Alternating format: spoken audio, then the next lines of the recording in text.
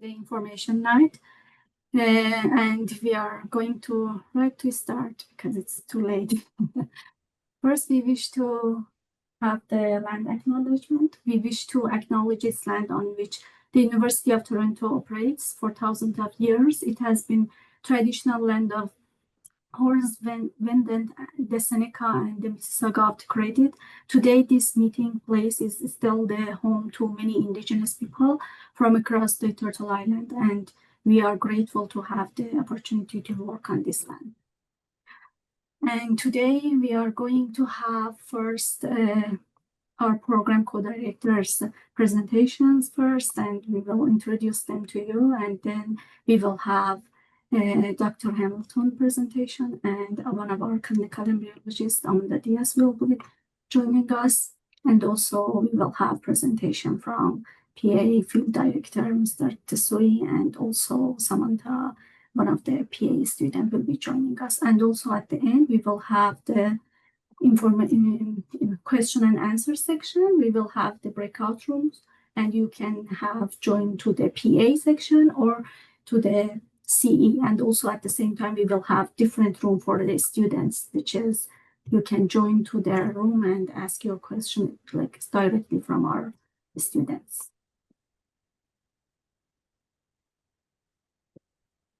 Okay, first I wish to introduce Dr. Heather Shapiro, our program director for clinical embryology program, and she's joining us, and she can continue introducing herself to you. And also I wish to introduce Dr. Lu as well, our PA program director for the MHSc course. Good afternoon, everyone. Thank you for taking the time to meet with us, and thank you for your interest in our program, which we are very proud of.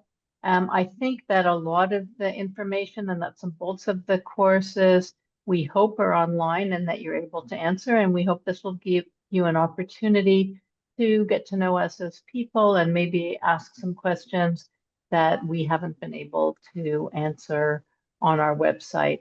I am the official program director, but I want to also introduce Scott Hamilton, PhD, who is the embryology lead and the visionary in our simulation lab, and you'll be hearing from him as well.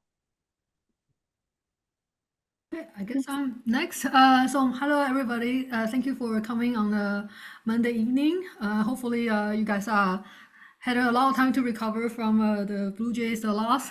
Yeah, had some cake and or whatever, chocolate or whatever you need to do to get over the disappointment. But yeah, so again, thanks for coming. So my name is again Dr. Lu, and I'm the program director for the pathologist assistant side. So I myself, I'm a pathologist, and I work very closely with pathologist assistant on a daily basis. And so I totally recognize the importance of that my pathologist assistant colleague play in allowing me to make the correct diagnosis.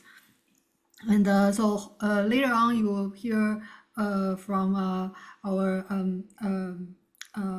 PA field director, Will Choi. He is a practicing PA, and then he and Sam, one of our graduates, will go into a lot more details about what our program is about, and especially during the breakout room, please stay for that, because you'll get to ask questions directly to us or to one of our students. Okay, so Heather, do you want to do this one or? You can keep going. Okay, so yeah, so as we mentioned, later on you will hear a lot more in detail about our program curriculum, both for the clinical embryology and the pathologist assistant. But then just in general, like a little bit different from other. So the clinical embryology, we are the only program, definitely in Canada, definitely in North America, and very few of them in the world. Pathologists, and our pathologist assistant program is also a bit different than other program in Canada or in US, in that like we are kind of joined together under the umbrella of Master in Laboratory Medicine. And even though the details of our jobs are quite different, in general, we are both a highly respected health profession. involving in either the care of women undergoing fertility treatments or for pathologist assistant, basically any initial assessment of specimens that's removed by the radiologist or by the surgeons. And then so definitely if you are interested in being involved in healthcare, directly involved in healthcare, then you are in the right place. And then, oops, can you move back? Can you move back? Oh yeah, yeah. Yeah, and then so definitely I think one of both for the C and the PA, you will be I think one of our greatest attribute is that like we work with some of the largest fertility clinic or hospital lab, so you will get to work with very experienced teachers and get to see a lot of complex specimen as well. And again, this not only will provide you with excellent learning opportunity, it will also allow you to network with people that you might one day end up working with. Okay, next slide. So I kind of went over this already. So maybe the next slide. So basically, so definitely, you know, we want you to have we want you to have like a good technical skills so that you can be you can be proficient in all the technical skills that's required for to be a CE and a PA. But we also our program also, if you have looked a little bit at our curriculum, our program also have a heavy emphasis on like on the basic science and on research and even on clinical lab management, and also to some extent like continuing educations, because we really aspire to train like future leader in our profession who will want to go on to teach, to have leadership positions, to do independent research in order to advance the professions. So hopefully this is also what inspires you. And then finally, you know, we definitely hope that you will have a great experience. Our past cohort has been it's a both C and the PA. Altogether, we are only 10 students a year, 5 each. So you will be working will be kind of interacting very closely with your peer because it's such a small group. But then you are also part of the bigger family of the laboratory medicine and pathobiology, and which I think has like 400 or 500 graduate students in the master and the PhD level. I don't even know how many there are in the undergraduate level. So basically, you will be, even though our program, you will be interacting very closely with your peer, with your C or PA peer. You are part of this bigger family, and hopefully you will get to really benefit from a lot of the social activity and the resources provided by the departments as well as by University of Toronto, obviously. So next one. Okay, so Scott, I guess you'll be starting. So, welcome. I'm going to talk about clinical embryology. It is challenging and rewarding. Robert Edwards has been widely believed to be the first clinical embryologist contributing to the birth of the first test tube baby in 1978, and he had much help from Jean Purdy. The field experienced explosive growth from that time until now, and I've personally had the opportunity to watch it since 1990, which gets further and further back the more I think about it. It evolved with individuals from research fields involving animal science. We had a basic science knowledge and research applications, and we kind of use these to bridge the gap between research science and the clinical application. Until recently, most clinical embryologists learned through what essentially was an apprenticeship. And now programs such as ours, we hope to develop new clinical embryologists with both basic science and hands-on training and even the greater view of the whole field. So in the clinical embryology lab, work input is based on fertility treatment cycles. This might be current cycles or cycles intended to bank gametes or embryos to use sometime later. Physicians and clinical teams coordinate ovarian and uterine cycles to generate optimal retrieval of suitable gametes or return of embryos. And the embryology cycle work, cycle type, it would include oocyte retrieval or thaw, IVF and embryo transfer, thaw and transfer of frozen embryos, gamete freezing, and storage.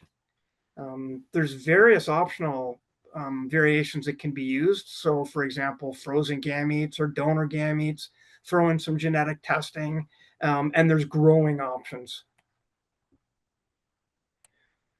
So the human pregnancy is about 280 days. The menstrual cycle is about 28 days. And the clinical embryology team participates in 1 week or approximately a week of that process. And here's a reproductive tract with an ovary, a uterine tube, a uterus, and the first 10 days of the ovarian cycle gets the early antral follicle containing the oocyte to a pre-ovulatory follicle. And in a natural cycle, it actually ovulates into the fallopian tube. So that's the first half of the cycle. After, if sperm gets into the vagina, it swims up through the uterus and fallopian tube. Fertilization happens overnight. The fertilized zygote begins to divide slowly over a few days, and this takes 5 days to a week as it moves through the uterine tube and drops into the uterus. In vitro fertilization and in the embryology lab, we do insemination and embryo culture. So there's conventional insemination here, where an optimally prepped sample of sperm is combined with eggs that were retrieved from an oocyte retrieval and they're mixed together in a dish. Higher tech is intracytoplasmic sperm injection, where you take that same prep of sperm, pick one at a time up, and poke it into denuded eggs that are suitable. Whether it was conventional IVF or whether it was intracytoplasmic sperm injection, you put these in an optimal culture environment in an incubator, and you assess at various times to see how those embryos are fertilizing and dividing. So the egg retrieval. The egg retrieval is done under ultrasound. There's a vaginal probe with a needle that's guided by a physician. Don't worry, embryologists don't have to do this. Guided into the ovary, and under ultrasound, you can see the ovarian follicles as black fluid-filled cavities. They're about 1 inch in diameter, so they're a good size. And in this cartoon, the needle guides into that black space. The tubing is hooked up to an aspiration pump, and it sucks the fluid from each one of those follicles as you see them collapse and drain.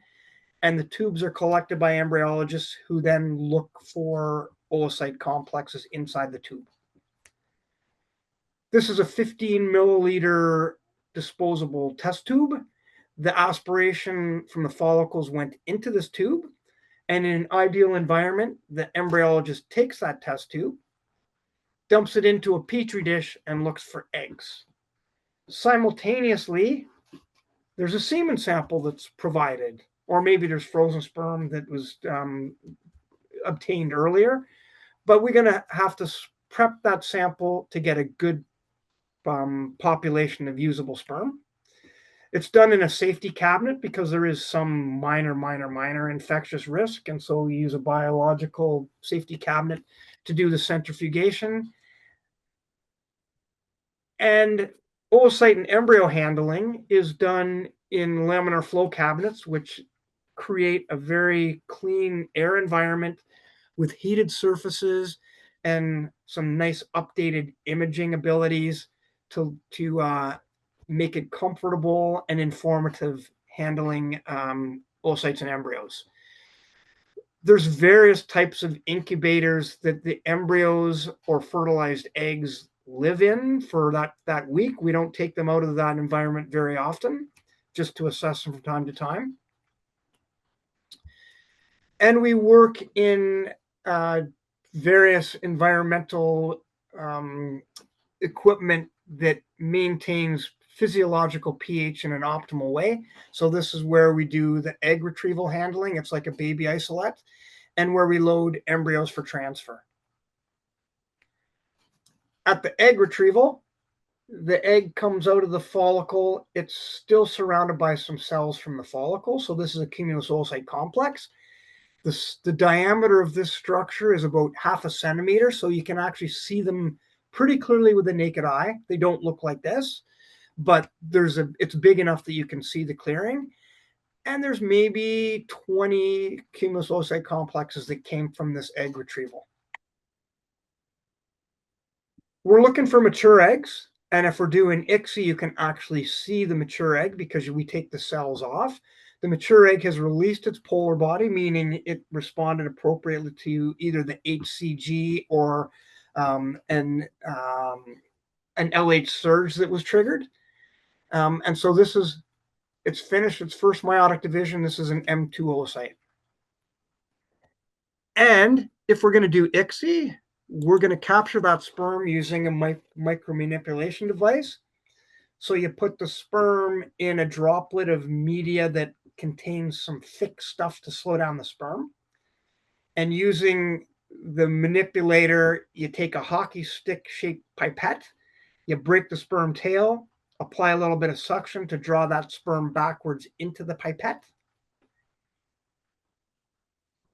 And maybe you do more than one sometimes. So you go and find another suitable sperm.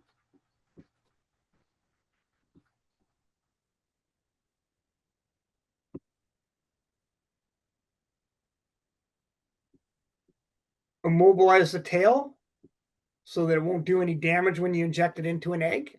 Suck it up backwards.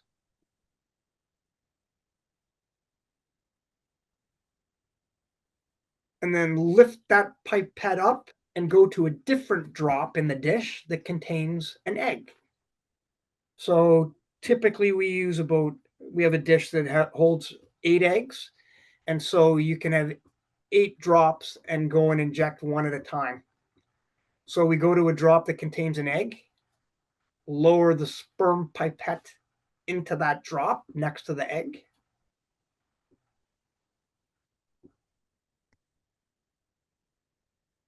Lower a holding pipette so you can hold the egg in place to allow you to poke the sperm into it.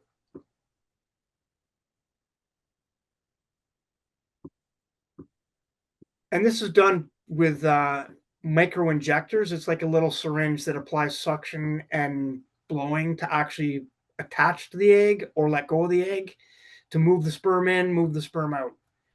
We put the polar body at either 12 o'clock or 6 o'clock because almost all the time, the spindle containing the chromosomes that are going to be used by the egg, they're right next to it. And so if you put it at 12 o'clock or 6 o'clock, you won't drive the pipette through the spindle. And you don't want to put any more than you have to into the egg. So you move the sperm to the end of the pipette, push it into the egg, suck back a little cytoplasm so you can break the membrane and let you leave the sperm there. Gently deposit the sperm into the cytoplasm and repeat. So then whether it was conventional IVF or whether it was ICSI, you put it into a drop. And this happens to be a time-lapse incubator that will take a picture of that embryo every 5 minutes as it develops.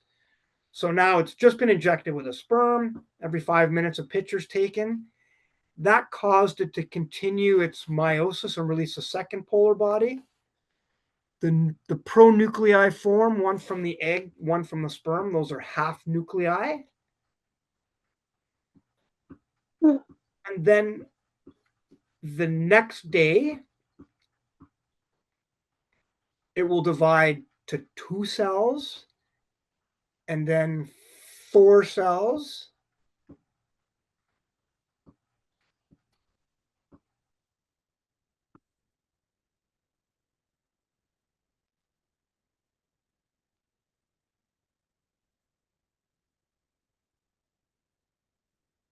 And on the third day, it reaches 8 cells and continues dividing.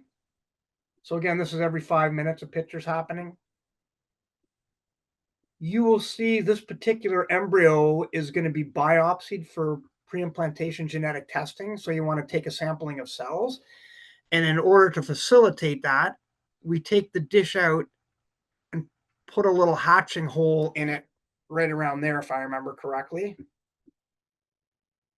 So you can see it's a laser fitted on the microscope. It takes just a minute to do that. Put it back in the incubator, and it continues. The next stage in embryo differentiation is compaction. So now the cells stick together. You can't see the cell membranes anymore. That's a morula. And then the cells become active, pumping fluid towards the center of the embryo. So you'll see little vesicles begin to collect. And you see a little bit of differentiation. These elongated cells around the outside are trophectoderm. They become the placenta. And because we hatched it, as the fluid pumps to the center of the embryo, pressure makes it herniate out a little bit. This makes it easy to do, take a few of those cells off for genetic testing.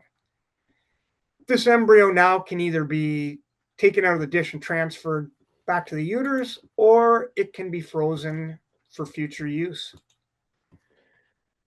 So other parts of the embryology job, it's not all fun like that all the time. Regardless of the work being done, we have a whole bunch of documentation and environmental checklists. All of our solutions and consumables that contact the gametes and embryos, they have to be verified to be safe. We do some internal testing. We get some checklists and quality assurance documents that come with the materials. We have to report cycle outcomes to clinical teams, to patients, to registries. And this is required on a daily basis. We store frozen embryos and frozen gametes, so you have to monitor those storage tanks, top them up with liquid nitrogen. They're all hooked up to alarms, so you need to make sure the alarm system is working properly. Environment has to be just right, so you monitor the temperature so that it's ideal each day, the humidity, gas concentrations, pressures. I added this slide. I'm getting old, but artificial intelligence, I figure we need an artificial intelligence slide for the IVF laboratory.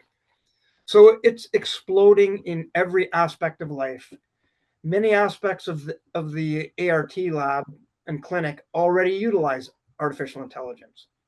Computer-assisted semen analysis, the short term is CASA, it's been available for 2 decades. Concentration, percent motility, percent normal forms, these are gathered by a computer looking at capturing images from a camera. Now, an embryologist is going to look and see if it makes sense, but this is done by artificial intelligence. Electronic witnessing. Dish and patient labels now have barcodes, QR codes, maybe radio frequency codes, and these are verified automatically by artificial intelligence systems. We use embryo grading assistance with artificial intelligence. So time-lapse incubators capture videos, and they've got built-in software that says this is a good embryo, this is not a good embryo. Extremely unlikely that an embryologist would just accept the artificial intelligence information and transfer a frozen embryo without verifying it. But it's very helpful to have reassurance that what you think is good has also been picked up by other means to be a good quality embryo or gamete. It is about as likely for AI to make increased work for future embryologists as it is to replace some of them. So I don't think we need to be afraid. It's out there. We need to learn to use it. Typical work categories on a day-to-day basis. Data entry, dish device labeling, dish preparation, that's 50% of your job. Patient interaction, ID verification, progress reporting, 5% of your job. Quality control, quality assurance, equipment function verification, and maintenance, 15% of your job. So that's temperature reading, gas tank reading and changing, dewar measuring and filling, and documenting that you did each one of those things. Clinical team information sharing and communication, 5%. Outcome follow-up, entry and presentation, 5%. In-house case studies and abstract preparation for meetings, 2%. Complaining about workload and unpredictable scheduling, 1%. Technical work and fun stuff, 50% of the job, it's enough. So thank you. And now I wish to introduce Amanda Diaz, our alumni class of 2025, and she's here today with us to present. All right, great. Thank you so much, Tara, for the introduction. Hi, everyone, and welcome to Information Night. My name is Amanda Diaz, and as Tara mentioned, I'm a recent alumni of the Clinical Embryology Master of Health Science program from U of T. Today, I'm here to talk to you a little bit about myself, as well as my experience in the program and where I am today. So a little bit about my academic background. I completed my undergraduate degree at Toronto Metropolitan University, where I earned an honors Bachelor's of Science in Biology um, from 2019 to 2023. During my time here, I developed a deep appreciation for cellular and molecular biology, particularly through my involvement in research. I volunteered in a cell biology and genetics lab where I was introduced to a lab environment and the world of research. For my fourth year thesis project, I explored the mechanism of action of GPI anchor formation mutants and their effects on endocytosis dynamics, which is, I know, very different from what I'm doing right now, but all to say is that I've always had a fascination with cells. So this experience really strengthened my curiosity of how cellular systems function and adapt, and it's how I realized I really enjoyed the precision, the patience, and the discovery that comes with being in the lab. As a final year undergrad, just like many of you, or like the first, second, or third years that are in this Zoom meeting, I was exploring options for what to do next. I knew I wanted a career that combined hands-on laboratory work with the ability to make a meaningful impact on patients' lives. And in my search for graduate programs, I found the clinical embryology program at U of T, and it immediately piqued my interest. I had always had an interest in reproductive health, and I'd already taken some related courses like genetics and biology and cell biology, but I decided that I wanted to learn more about the topic. So I decided to take a course like physiology and developmental biology. And I found that the interest that I had only grew. However, I still knew very little about what exactly an embryologist did. So to ensure that this was the right path for me, I decided to complete shadowing, and I did this at IVF Canada. And this experience really gave me insight into the day-to-day work of an embryologist and answered a lot of unanswered questions that I had. Ultimately, it solidified my interest in the field. After making sure that this was the right path for me, I applied to the Master of Health Science program in clinical embryology at U of T, and spoiler alert, I got in. Now I want to tell you a little bit of my experience in the program.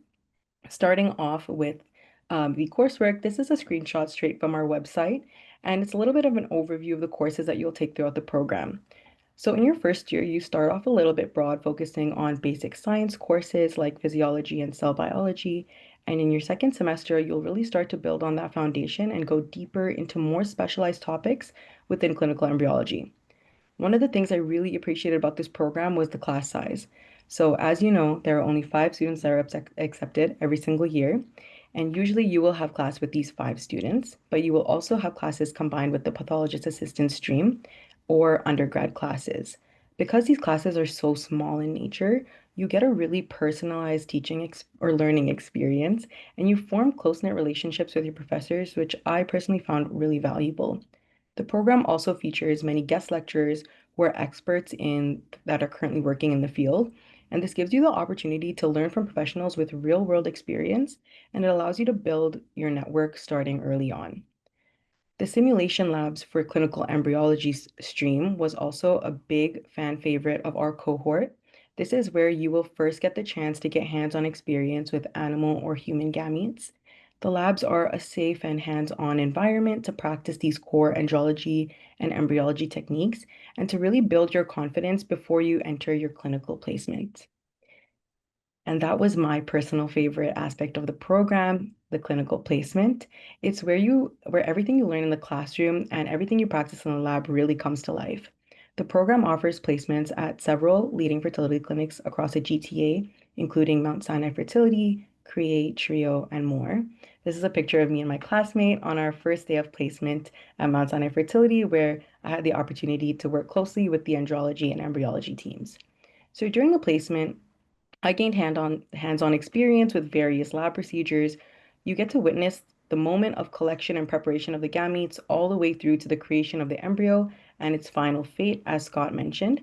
You will participate in sperm assessments, you will observe fertilization and embryo development, you will get to shadow oocyte pickups, which is, as Scott mentioned, the procedure where oocytes are retrieved from the patient's ovaries, either for freezing or for the IVF cycle. And you will get the chance to not only watch, but over time, potentially participate in these procedures.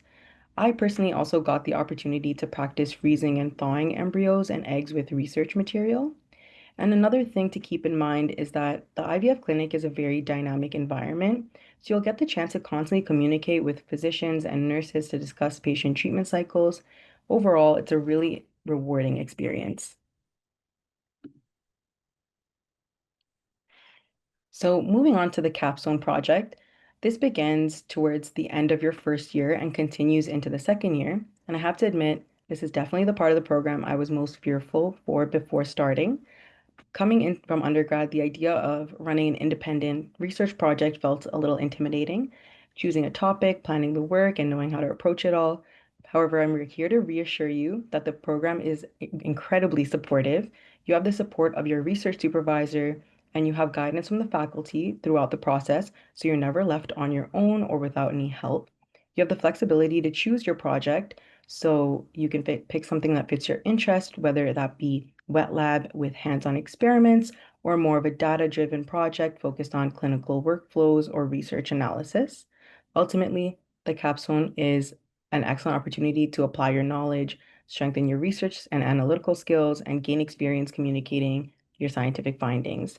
And once I got started, it ended up being a really memorable part of the program. For my own project, I focused on time-lapse technology. So this was more of a workflow quality control kind of a project. I focused on time-lapse technology, and as Scott mentioned, this is an incubator that essentially monitors the development of embryos by taking pictures every 5 minutes.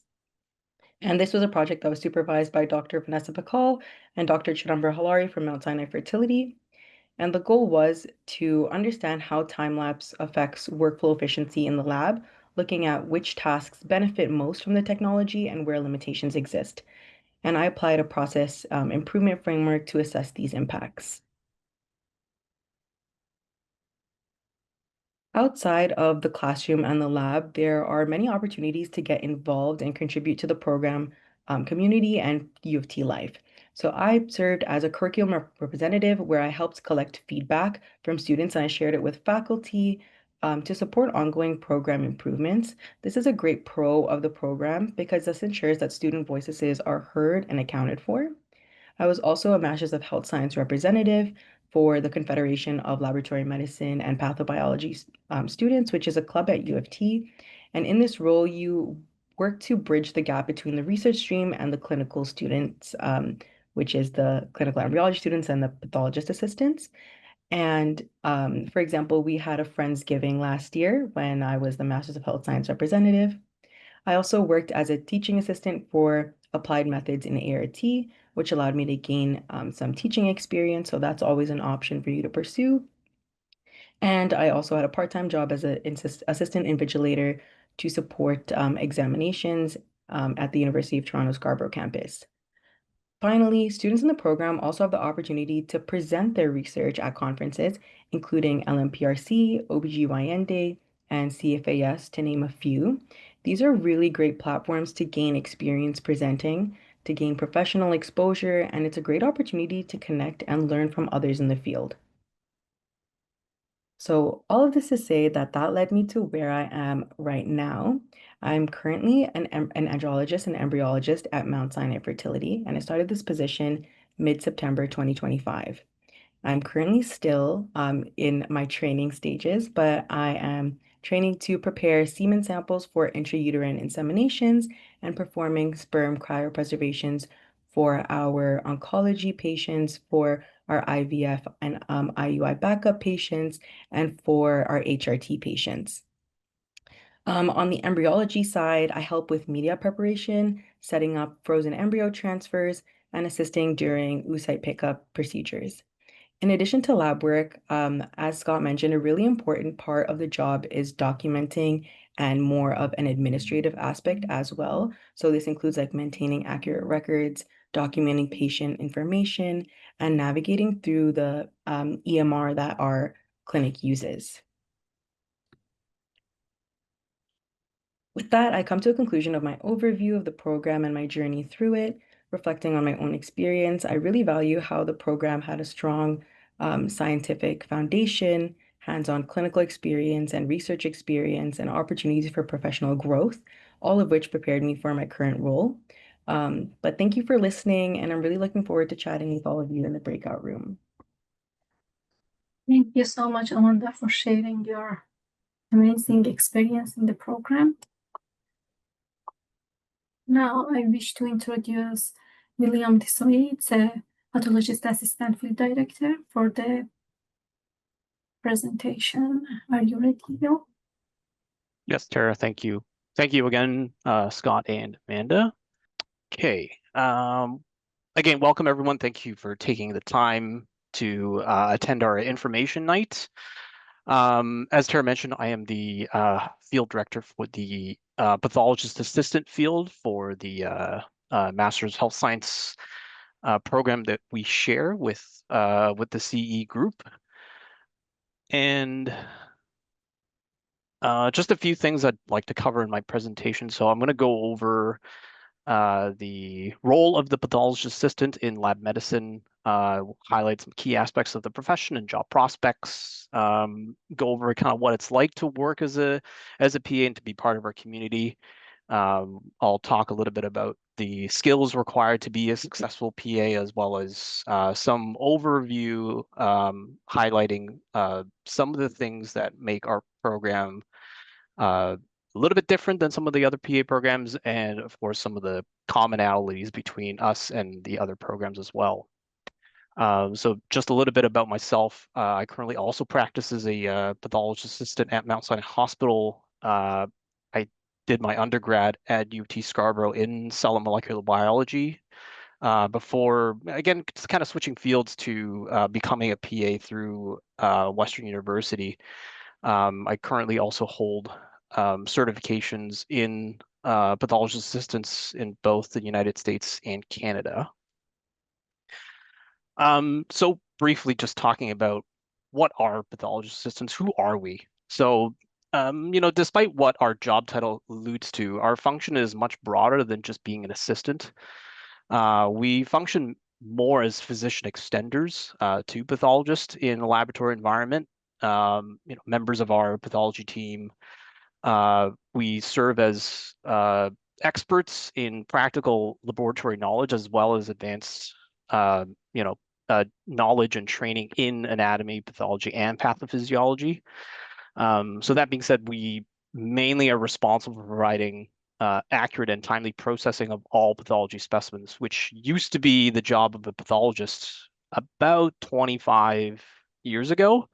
As things kind of progress where the workload has sort of increased for the pathologists, that part of the job has been moved onto the plates of a pathologist assistant. So that being said, we work under the direct supervision of pathologists, primarily in academic teaching hospitals or community hospitals, forensic pathology services, and also some private laboratories also employ PAs in Canada. So if we look at the role of the PA in terms of like a coin, there's two sides of that coin where our practice generally lies. One side being what we call surgical pathology, and the other side is autopsy pathology. So on the first side, for surgical pathology, PAs mainly perform macroscopic examinations. We perform documentation of our findings. We are experts in dissections and following strict sampling protocols. to remove areas that are interesting or of interest from any of the tissues that come out of patients, whether it be something very small like biopsies or small excisions, endoscopic biopsies, appendix, gallbladder, for example, to larger resections, let's say, or ones that are taken out for potential malignancies or biopsy-proven malignancies, either hysterectomies, colectomies, and in some cases, even larger multi-organ en bloc resections for locally advanced cancers. The other side of the coin, PAs also assist pathologists with autopsy duties, which would include evisceration and dissection of organs, sampling of procured tissues to answer very important questions, finding out cause and manner of death, for example. In the forensic realm, PAs also assist in toxicology sampling for ancillary tests, and also assisting pathologists and other critical players in rendering macroscopic diagnoses. I put the word assist in an asterisk as because with science kind of always continue to develop, the role of PAs assisting in autopsies is actually evolving in the United States, where there is a specific designation that some of my PA colleagues in the United States have started to receive, which is the Diplomat of American Board of Medical Legal Death Investigators.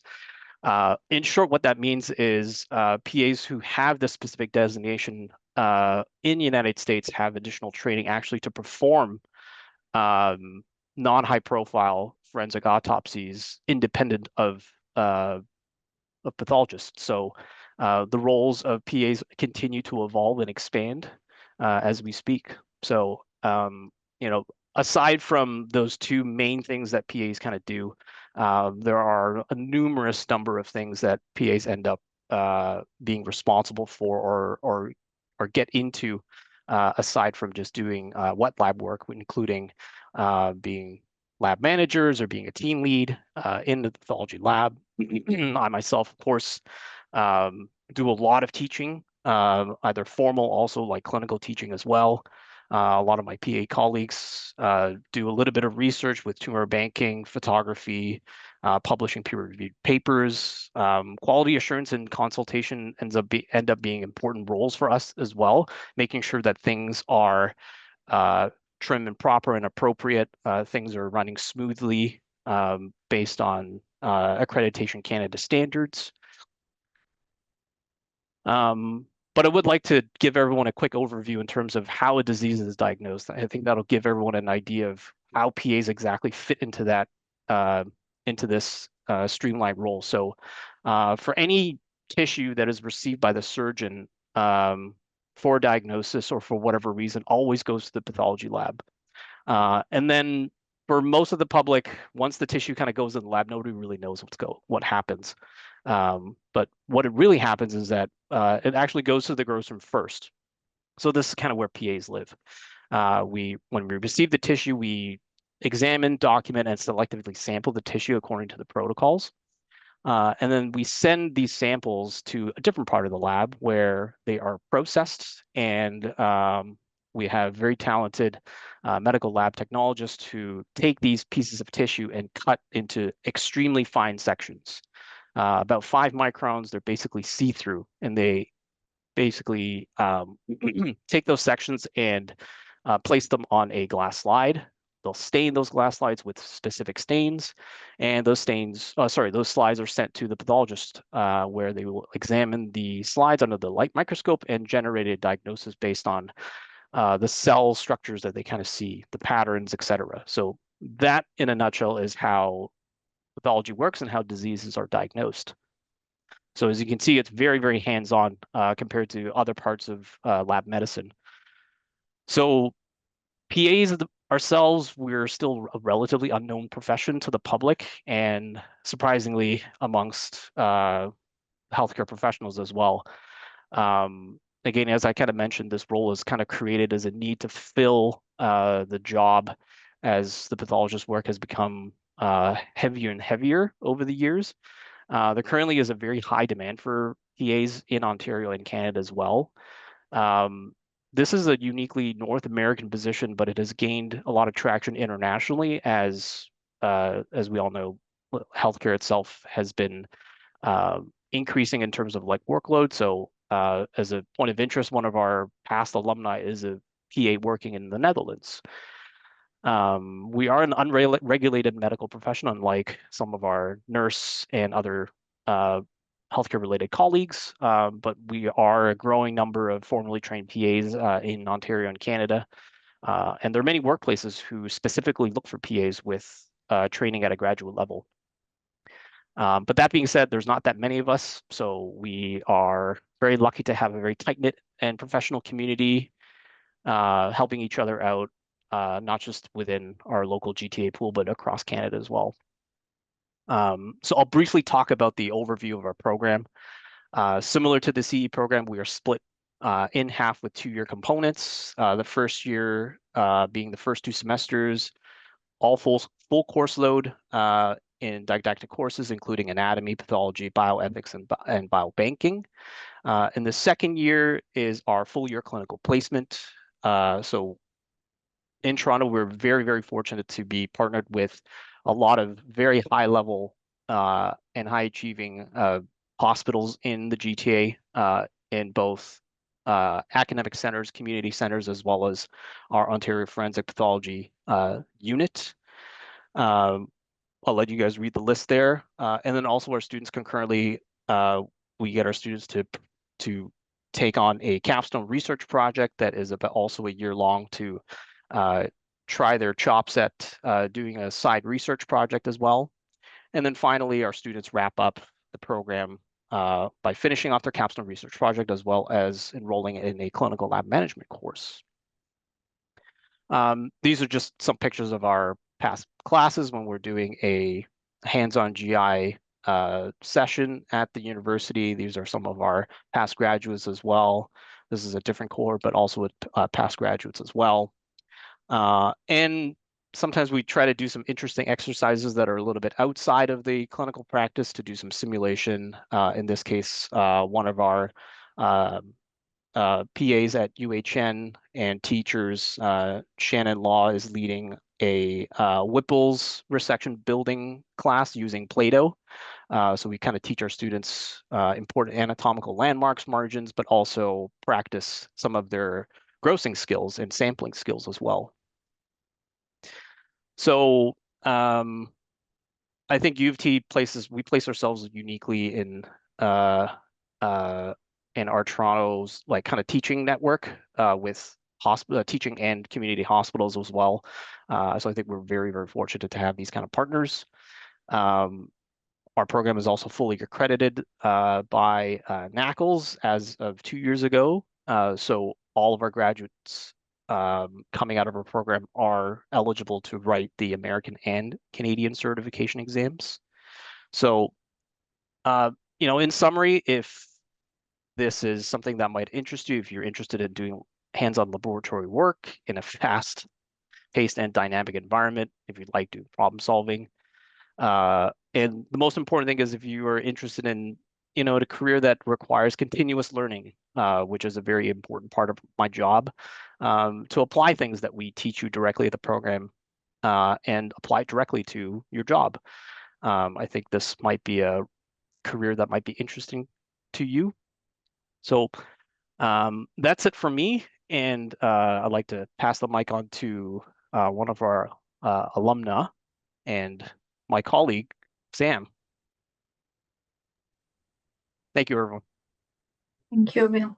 Yeah, our next presenter is Samantha Nancy. It's a pathologist assistant field alumni class of 2024. When you are ready, you can share your screen. Alrighty. Thank you so much for the introduction. Let me share my screen. Okay, perfect. So good evening, everyone. My name is Samantha Nachi, and I'm a 2024 graduate of the University of Toronto's Masters of Health Science and Laboratory Medicine program. I'm so excited to be here tonight to share my journey to becoming a pathologist assistant and reflect on my time within this master's program. Pursuing this career has been the most fulfilling journey for me, and I hope that by sharing my experiences, you'll get a better understanding of this career, see if it aligns with your own goals, and learn how the U of T program was crucial in providing the knowledge and support I needed to succeed. So before we begin, I'd like to share a little bit about who I am outside of the lab. In my free time, I dance with a company called Dance Force Toronto, and this is us after our annual showcase this past April. And when I'm not in Toronto, I love to head home to Windsor to spend time with my family and friends, and most importantly, to see my pets, who I'm always happy to show off. My path to get to where I am today was not linear. My journey started with my undergraduate degree in forensic science from the University of Windsor, and that's where I was first introduced to the career of a pathologist assistant, primarily through a forensics lens. I was immediately interested, but I was stuck debating whether a career in healthcare or forensics suited me more. So this uncertainty led me to pursue a professional master's in forensic science degree, which allowed me to explore different facets of the field. This experience affirmed that my true aspirations were, in fact, aligned with the career of a pathologist assistant, which led me to enroll and graduate from the U of T program just over a year ago as a part of its third cohort. Everyone's journey looks different, and there's no single pathway that guarantees success. I knew I wanted to be a pathologist assistant as I've always been fascinated with the human body, particularly the development and impact of disease, and how those factors or even unforeseen circumstances may contribute to someone's death. Being a pathologist assistant exposes you to many different fields of medicine, and interdisciplinary collaboration is crucial to delivering patient care. This career allows me to be a part of the process that provides answers to patients and their families, just within a non-patient facing role. It's also incredibly hands-on work. I'm the kind of person who learns best by doing, so this career fit perfectly with that as you are actively dissecting, working with specimens, and maneuvering cadavers. The field is also ever evolving, and it fosters the perfect environment for a curious mind like my own. Pathologist assistants are constantly learning and adapting protocols to keep up with medical advancements. Finally, the practical side is also a major benefit. Pathologist assistants work steady Monday to Friday hours, which isn't always the case in healthcare. I love that I have a predictable schedule, which allows me to pursue my hobbies and spend time with the people who mean most to me. So now for an overview of the program itself. The first year, as Will mentioned, is the didactic year. This involves rigorous coursework that highlights all the pertinent topics related to your field. You'll also experience interdisciplinary collaboration with the clinical embryology students in your core courses. It was very interesting to see into their profession, and we've had very meaningful conversations, and I even met two of my best friends in this program.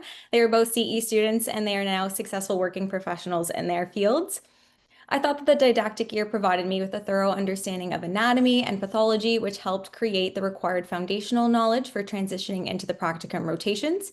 A key component of this program was the 2-week boot camp that occurs between the end of the didactic year and the start of the practicum rotations, which I personally found incredibly valuable. It really aids in bridging the gap between theoretical knowledge from your classes and its practical applications. Therefore, you have experience working with the specimens or simulated specimens for a better understanding going into your first rotation, which helps build some confidence and helps make the transition a little less overwhelming. It's also a great opportunity to get career advice from professionals in the field through discussion panels. So the second year is when you put all that knowledge into practice. Your practicum rotations provide exposure to the top academic institutions in Toronto, and it's also so exciting to see that many new sites have been added since I graduated. You'll be exposed to a plethora of specimens from small biopsies to highly complex malignant cases, and as you rotate through each site, you're trained by various professionals, and that one-on-one experience is truly invaluable. I would not be the pathologist assistant I am today without the dedicated professionals who took the time to teach me. I can attribute specific skills to different instructors, and I love that I get to carry a little piece of their teaching with me in my work every day. This practical work is supplemented by academic half days. The gross specimen review sessions are a highlight as they are a great way to informally discuss cases, brainstorm grossing approaches, and even learn from your peers. And finally, you complete a year-long research project, and this is a fantastic opportunity to present and even publish your work. I had the opportunity to present my capstone research project at both the Anatomy Connected 2024 and Hot Topics in Pathology conferences. My capstone project aimed to identify the essential embryology learning objectives for the vocational success of a pathologist assistant. And the most rewarding part was that my research directly informed the newly embryology curriculum that current students are taking in the program. The program also offers significant leadership and networking opportunities. My cohort nominated me to be the U of T representative for the American Association of Pathologist Assistants, also known as the AAPA, and this allowed me to attend their annual conference in Fort Lauderdale as a student delegate. And as a delegate, I presented my capstone research project as a poster, and I submitted a case study on a mandibulectomy specimen that I grossed during one of my practicum placements, and it highlighted the multidisciplinary nature of our profession. I'm honored to say I received 2 awards during my time in this program, one for my oral presentation at Anatomy Connected 2024 on my capstone project, and the second on my case study, which was published on the front page of the AAPA's Cutting Edge Journal. My success in this program is not only reflective of the work that I put into it, but also the support of the U of T faculty. Their mentorship truly moved mountains for me, and I grew so much as a person and as a professional in this program. So the whole goal of a professional master's program is to make you career ready, and the U of T program does exactly that. My own experience is a perfect example. I was hired as a full-time pathologist assistant at Mount Sinai Hospital before my official graduation, and I have been working there for almost a year and a half already. But it's not just me. We've recently welcomed 2 newly graduated U of T pathologist assistants to our team, and that fact alone speaks volumes to the quality of the program and the reputation of its graduates. So now I'd like to give you some insight into what this career actually looks like with kind of a brief day in the life. A quick disclaimer is every hospital is a bit different, but this is how we structure our time at my institution. My daily workflow depends on my clinical focus, which is typically split between 3 main areas: autopsy, large surgical specimens, and small surgical specimens. So first is autopsy. At Sinai, we conduct both perinatal autopsies, which are typically done individually, and adult autopsies, which are a team effort. Here's a photo of my colleagues in full PPE. The process involves confirming all the paperwork and consents are correct, reviewing the patient's history, and then collaborating with the pathologist to perform the external and internal exams and sectioning the tissues for further review.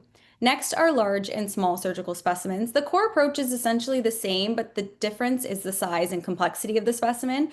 You can see the contrast here between the large bone resection for osteosarcoma and the much smaller pieces on the other side from a bladder tumor. I'll gross the cases one by one, ensuring all the patient information is accurate. I'll review the clinical history and make a plan of action, and even sometimes consult the pathologist. The gross examination itself is, as Will mentioned, the macroscopic description of the specimen, as we are essentially the eyes and the hands of the pathologist. So I'll document any measurements, weights, colors, textures, and the relationships between structures. And most importantly, we assess tumors, so checking the distance to the surgical margins and taking proper samples for the pathologist to render their final diagnosis. Additionally, I'll also prepare fresh specimens that come in from the OR for grossing, which means weighing them, taking preliminary measurements, photos, and opening or sectioning the specimens to ensure that the fixative can penetrate the tissue properly to preserve it. So the photo shows a rectum at prep after it has been opened, revealing a large mass, and that would have not been seen if the specimen was not opened. Teaching is also a big part of the job. We're constantly training pathologist assistant students, MLT and MLA students, medical residents, as well as new hires. And finally, we support biobanking and interoperative consultations. For biobanking, I'll provide tumor and normal tissue samples for research, and these samples will vary depending on the study being conducted. The critical rule here is that we only really provide tissue if there is an abundance, so it never hinders the patient's diagnosis and ultimately their care. Interoperative consults happen when the patient is still in surgery, and this can involve anything from the surgeon just wanting to show you something on the specimen to evaluating the margins and performing frozen sections. So that kind of gives you a quick snapshot of the job. I hope that by seeing the variety of our workflow, you can have a better understanding of what the career involves and whether or not it's something you could truly see yourself doing. I'll end my talk tonight with some advice for you as prospective students. First, and this might seem self-explanatory, but be familiar with the career in the program. I'm not just saying this to help you in an interview, I'm saying it for you. You would be doing yourself a disservice to pursue a career you don't fully understand. Second, shadowing is the best way to see if this career is really for you. It's one thing to say you can handle it, and it's another to actually be in the room, seeing and even sometimes smelling how overwhelming it can truly get sometimes. If you don't have the opportunity to shadow in person, Mount Sinai offers virtual gross rounds that anyone can join. You'll see great discussions on a variety of specimens, and you can find the sign-up page through the U of T website. Third, review the essential skills listed on the U of T website and do some honest self-reflection. See how your educational, volunteer, or extracurricular background support those skills and have specific examples ready to kind of back up those claims. Fourth, be honest and be true to yourself. If you're granted an interview, the worst thing you can do is try to mold yourself into what you think they want to hear. They want to see genuine passion for the field, and they ultimately just want to see you succeed in the end. And lastly, do mock interviews, practice with friends or family, prepare points for questions you think you might be asked. It'll be nerve-wracking, but the more you prepare and get comfortable answering questions orally, the more of a difference it'll make in the long run. So thank you so much for listening. It's an incredible program and a rewarding career. I wish you all the best of luck with your applications. My contact information is on the screen. Feel free to reach out as I'd be happy to answer any questions you may have. Thank you so much, Samantha, for sharing your information and detailed information about our pathologist assistant and your experience. Okay. Lastly, here, me and my colleague Beatrice, it's always here to help you in case you have any question. Please send us email and we can answer your questions right away. And if not, like in a few days, we will always be able to reach out and answer your questions.